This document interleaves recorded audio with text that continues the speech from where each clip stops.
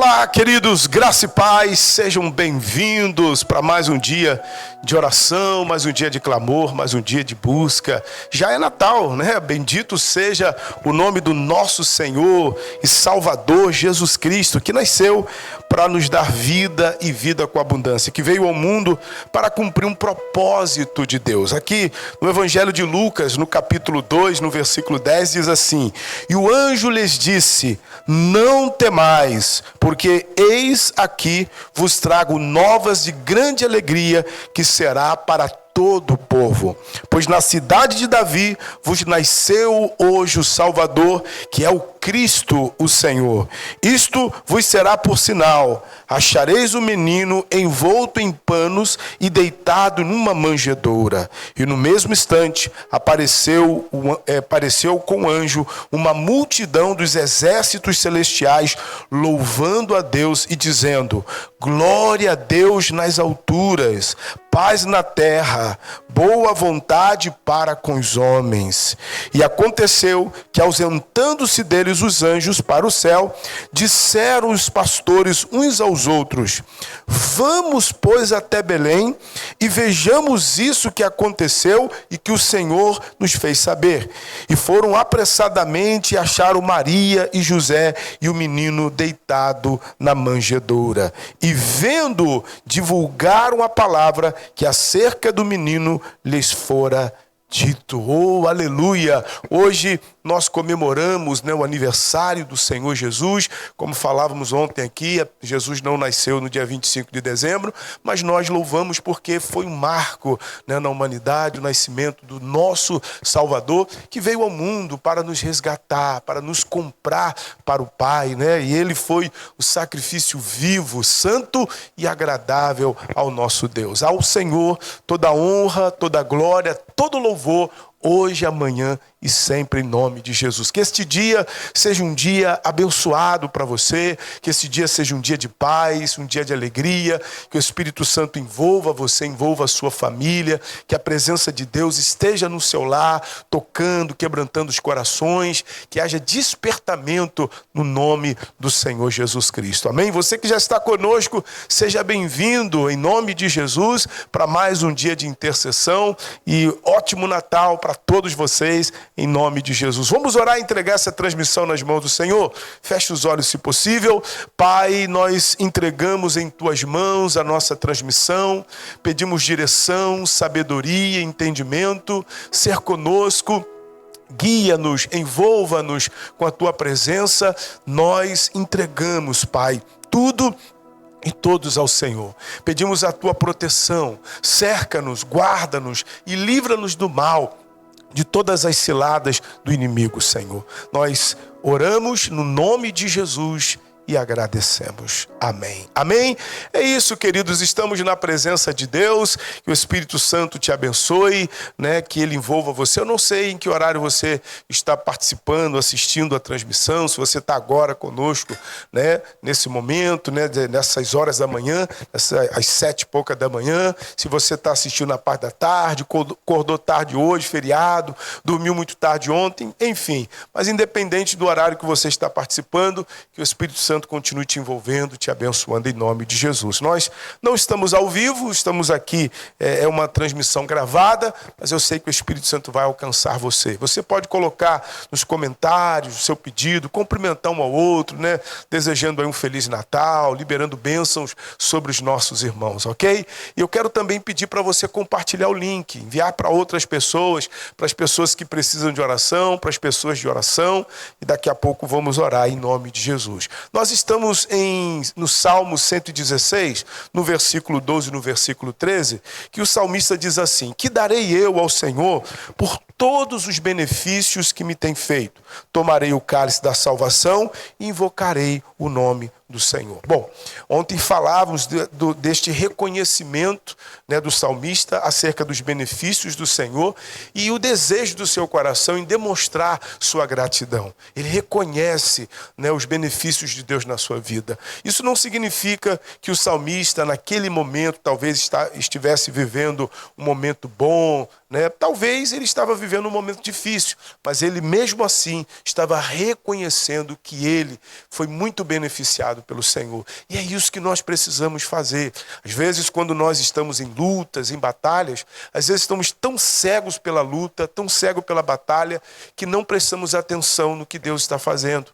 Não prestamos atenção e nem reconhecemos aquilo que Deus está fazendo. Ele está agindo através de pessoas, mandando uma palavra, nos sustentando, nos dando livramento, nos abençoando, mesmo em meio a ataques, mesmo a lutas. Tem gente que às vezes estão tão revoltadas com a luta, tão disposta e até responsabilizar a Deus por aquilo que ela está passando, que ela acaba não percebendo Deus agindo, e que aquilo que ela está vivendo não é Deus que está fazendo, e nem é responsabilidade de Deus. Na verdade, muitas situações que nós enfrentamos, a responsabilidade é nossa. São nossas escolhas, são nossas decisões, né?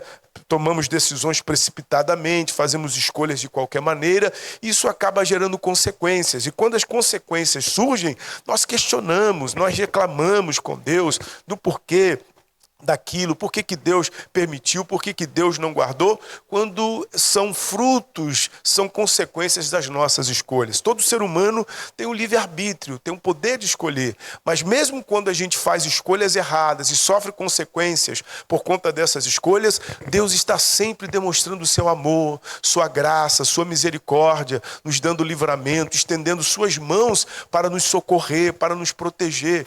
E precisamos ter discernimento, sensibilidade, para perceber o agir de Deus, para perceber a mão do Senhor sobre nós, nos sustentando, nos guardando. Nós temos um exemplo muito conhecido na Bíblia, que é o exemplo de Jonas. Jonas, ele decide ir para Nínive, compra uma passagem, né? Vem uma tempestade contra o barco em que ele estava, ele é lançado no mar, porque ele mesmo sugere isso, é engolido por um peixe e depois é lançado por terra quando ele reconhece e busca o Senhor. Mas em tudo ali, Deus protegeu, Deus guardou o Jonas, Deus esteve com Jonas, tendo misericórdia de Jonas, como Deus também tem tido misericórdia de nós. Mas você precisa ter discernimento, sensibilidade para reconhecer o agir de Deus, reconhecer a misericórdia. E o salmista reconheceu. Ele entendeu que apesar de tudo, eu não sei exatamente em que contexto ele está escrevendo isso, mas ele reconheceu ali os benefícios, que ele estava sendo beneficiado, que Deus estava lhe fazendo bem. E ele então, dentro de si, ali ele externa dizendo, o que eu posso oferecer a Deus? O que eu posso dar a Deus? Né? Ele está dizendo aqui, por todos os benefícios que Deus me tem feito. O que eu posso oferecer a Ele para demonstrar a minha gratidão, o meu amor, né, por tudo que Ele tem feito a mim? O salmista, ele reconhece e ele estava se sentindo tão constrangido e ele queria demonstrar sua gratidão ao Senhor por tudo que ele tinha recebido de Deus. E olha o que ele concluiu no versículo 13. Tomarei o cálice da salvação e invocarei o nome do Senhor. Ainda ontem nós falávamos sobre obedecer, uma das coisas que mais agrada ao Senhor.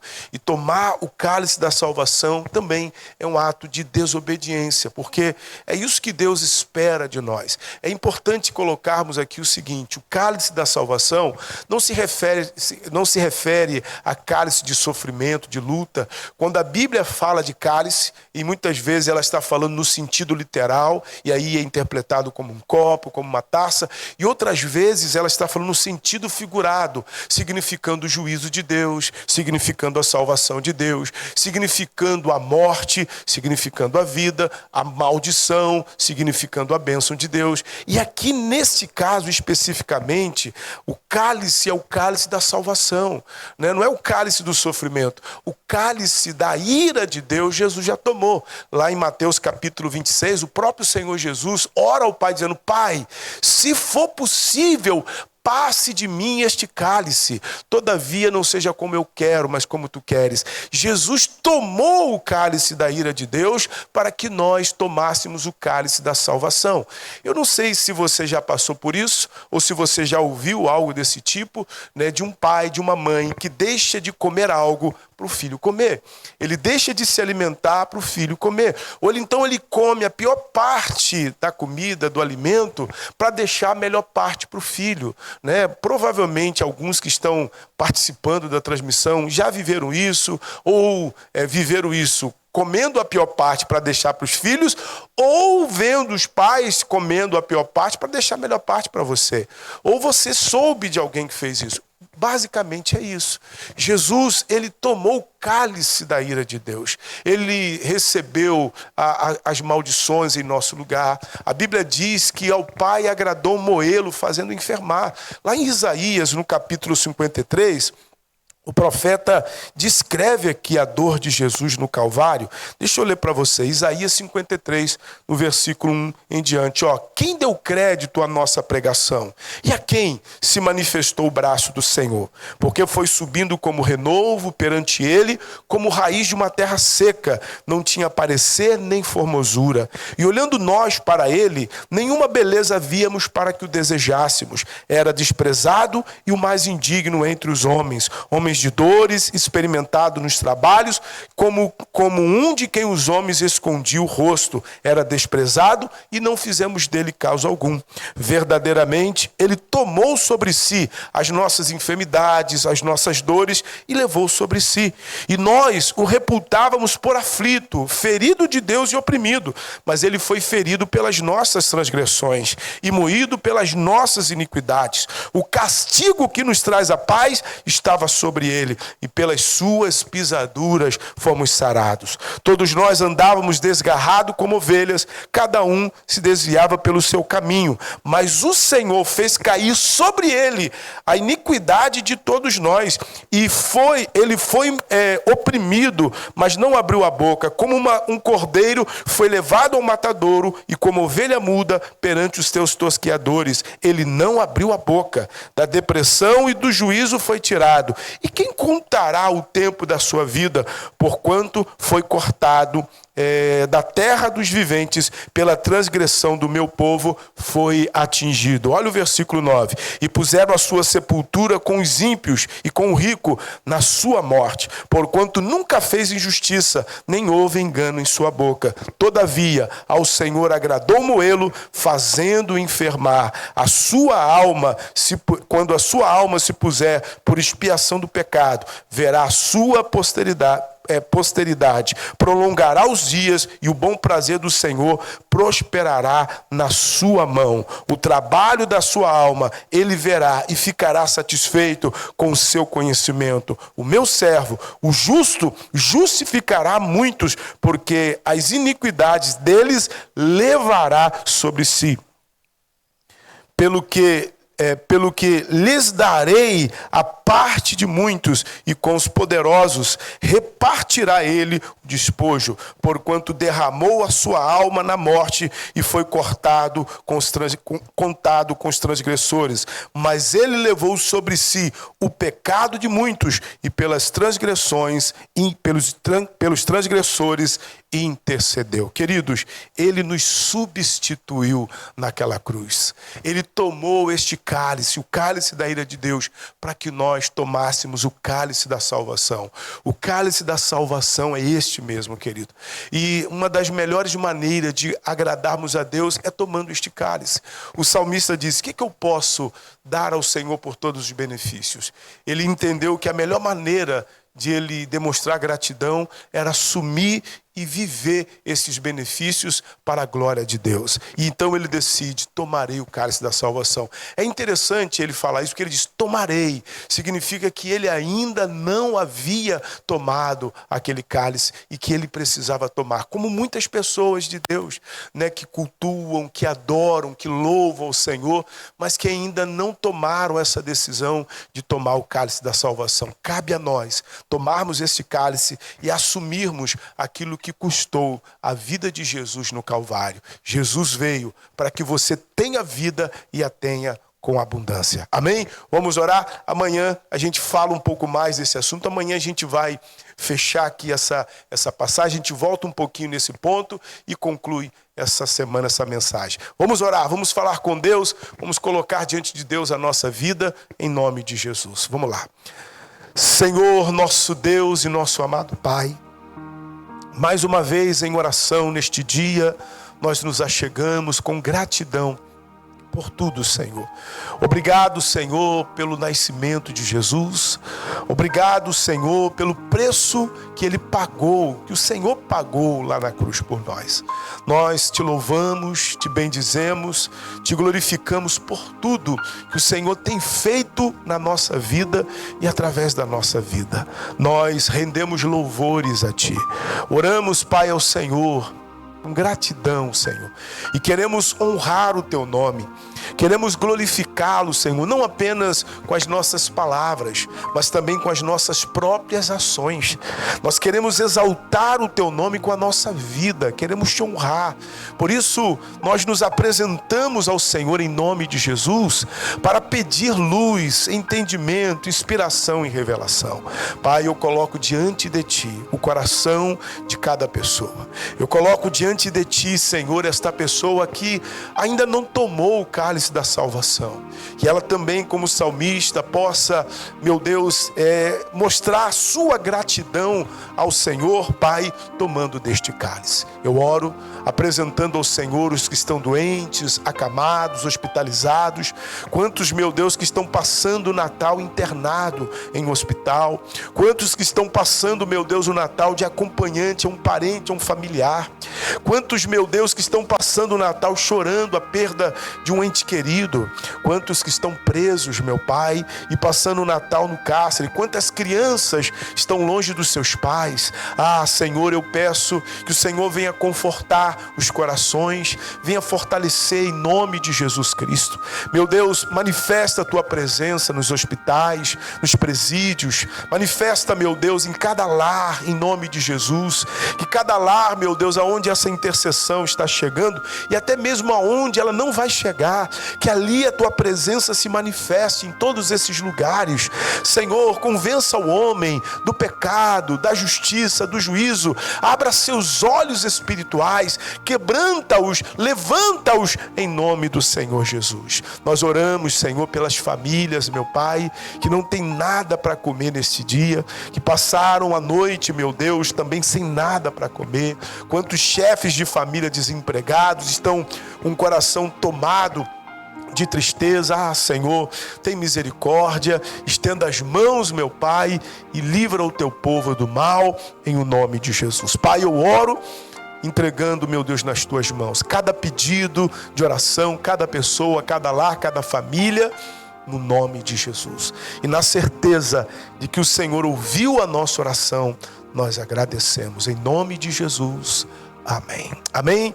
Olha, queridos, com certeza estamos abençoados, mas olha, deixa eu falar um negócio para você que enquanto eu estava orando veio ao meu coração. Cuidado com os golpes. Esse período tem muitas pessoas se aproveitando da boa vontade das pessoas para poder retirar dinheiro, para poder dar golpes nas pessoas. Então cuidado, né? Tem muita gente que entra às vezes na nossa programação pedindo dinheiro e você não conhece. A gente já teve casos aqui de pessoas que entram, né, dizendo que estão passando fome, passando necessidade, passando luta, e a gente pede para a pessoa entrar em contato, a gente posta o telefone, né, da igreja para a pessoa entrar em contato, para a gente e ajudar a visitar e ver o que a pessoa está precisando, mas nunca entra em contato.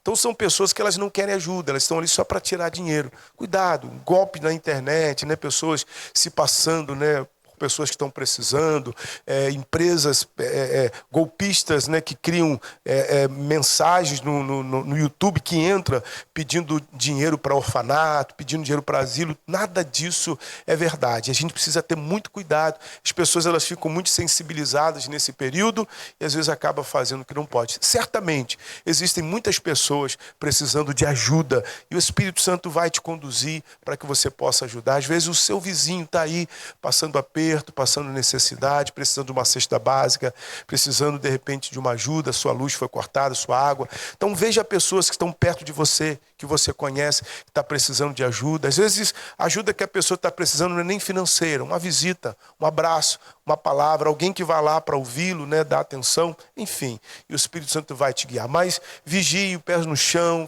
tenha cuidado com os golpes também que vêm pelo celular, pessoas que ligam para você, mandam mensagem dizendo que você você ganhou um sorteio que você nem participou, que você não entrou, né? Cuidado com esse golpe que as pessoas, olha, você para entrar em contato, que você tem um dinheiro na Receita Federal para mandar o seu CPF. Cuidado com isso, né? Tem um golpe que a pessoa liga dizendo que uma compra que foi feita no seu cartão, né, para autorizar, e aí você liga, é golpe. Vigia, fique atento, desconfie, fique com os pés no chão, ligado, porque tem muitas pessoas aproveitadoras. Infelizmente, no Brasil isso tem crescido muito, os golpes têm crescido muito, tá bom? Vigie, que o Espírito Santo te guarde, que ele te dê discernimento. Bom, eu fico por aqui, mais uma vez, um ótimo dia para todos vocês, que a presença de Deus continue no seu lar. Amanhã nós teremos as reuniões normalmente, no dia 31 nós teremos aqui o culto da virada a partir das 22 horas,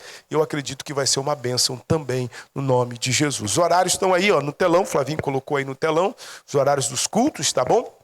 Depois é só você pausar aí a intercessão e ver direitinho, ok? Um abraço para todos vocês, fiquem na paz do Senhor Jesus e até amanhã. Amanhã, se Deus permitir, nós estaremos juntos ao vivo. Fiquem na paz e até lá.